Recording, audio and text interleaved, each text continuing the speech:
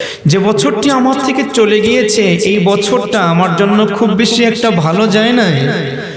আমাকে লকডাউনে পড়ে থাকতে হয়েছে, আমাকে শাটডাউনে পড়ে থাকতে হয়েছে, আমাকে দেখতে হয়েছে হাজার হাজার লাশ আমার চোখের সামনে দিয়ে দাফন করা, আমাকে দেখতে হয়েছে হাজার হাজার মানুষ, তাজা জ্যান্ত মানুষগুলো কিভাবে মুহূর্তের মধ্যে, এক সপ্তাহের মধ্যে কিভাবে দাফন হয়ে কফিনের প্যাকেট হয়ে কিভাবে কবরে চলে গেছে।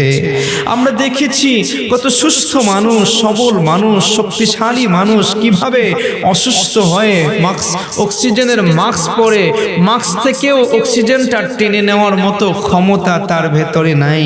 এইরকম একটা খারাপ সিচুয়েশন আমাদেরকে দেখতে হয়েছে, কি বলেন?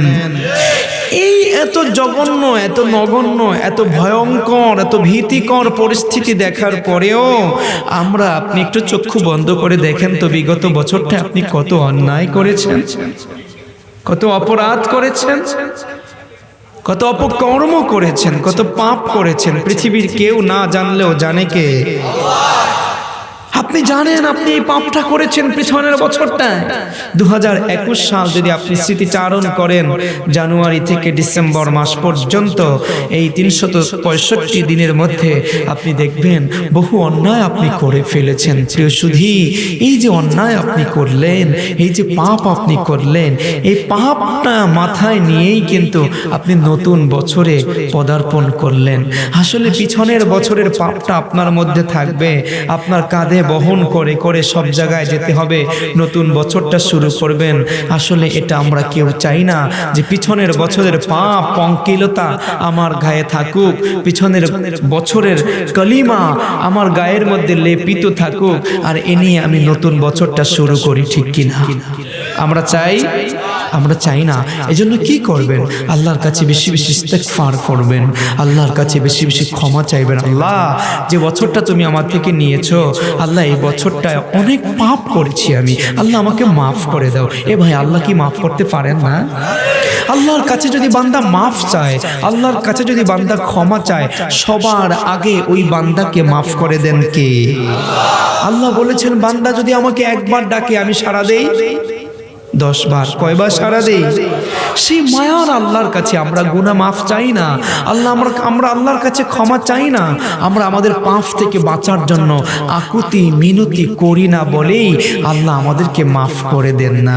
আসুন না আমরা এই বছরটায় প্রথমে আমাদের প্রতিজ্ঞা হোক, যেহেতু বছরের শুরুতে আমরা কথা শুনছি, আমাদের প্রতিজ্ঞা হোক, আল্লাহ তাআলা পিছনের বছরে যত পাপ করেছি, অন্যায় করেছি, অপরাধ করেছি, আপনার হুকুমের বেইজ্জতি করেছি, আল্লাহ আমাদেরকে মাফ করে দেন।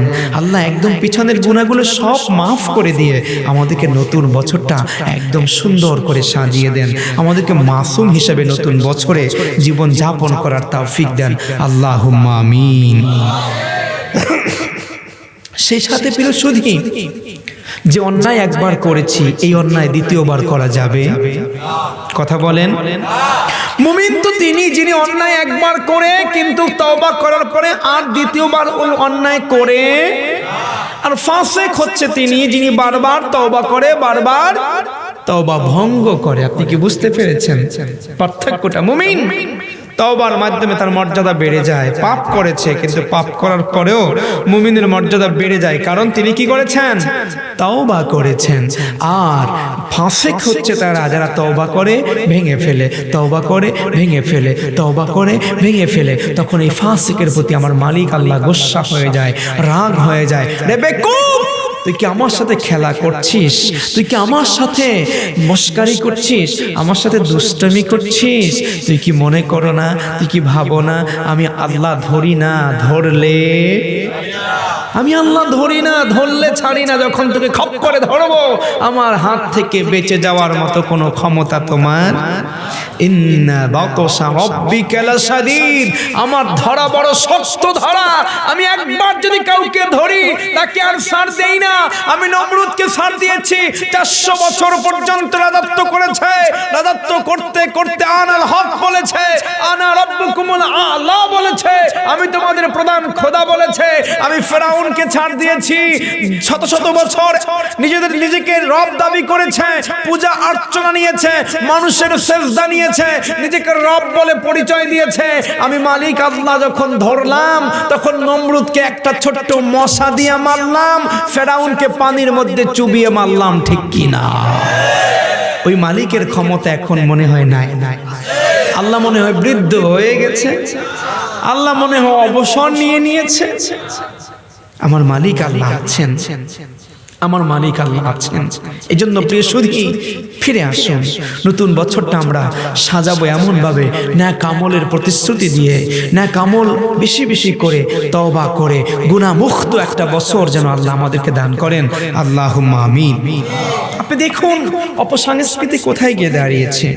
31st নাইট আমাদের যুবকরা করেছে, আমাদের দোহারের যুবকরা মনে হয় করে নাই। কি কর, আতশবাজি ফুটছে নি, পটকা ফুটছে নি।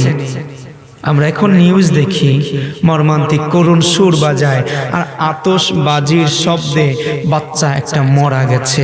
এটা টেলিভিশনে নিউজ হয়েছে। কি লাভ ছিল এই আতশবাজির মাধ্যমে? ফানুস উড়িয়েছে আমাদের ঢাকা শহরের যুবকরা। 10 জায়গায় ঢাকা শহরে আগুন লেগেছে, মানুষের সম্পদ ক্ষতি হয়েছে। আল্লাহ যদিও জীবন মুক্ত দিয়েছে, কোনো জীবনের ক্ষয়ক্ষতি হয় নাই, কিন্তু বড় ধরনের ক্ষয়ক্ষতি হতে পারতো কিনা? দেখুন, যেটা ইসলামী সংস্কৃতি নয়, ইসলামিক কালচার যেটা নয়, সেটা দিয়ে কখনোই আপনি সুফল ভোগ করতে পারবেন না। তবু আমাদের যুবকরা মাঝে মধ্যে বন্ধুর প্ররোচনায় পড়ে, নিজেদের তালে আবেগী ইমোশনে কন্ট্রোললেস হয়ে গিয়ে এরপরে এই সমস্ত প্রোগ্রামগুলো করে, এই সমস্ত কনসার্টগুলো করে, অনুষ্ঠানগুলো করে। ফলশ্রুতিতে যুবক নিজেরই ক্ষতি হয়। এগুলো আমাদের সংস্কৃতি নয়, আমরা এগুলো করব। জোরে বলেন। আমাদের সংস্কৃতি হচ্ছে শান্তিপূর্ণ একটি সংস্কৃতি, ঠিক কিনা? আমাদের সংস্কৃতিটাই শান্তি, আমাদের জবানের কথাটাও শান্তির, আর আমরা যে ধর্মটা পালন করি সেটাও শান্তি।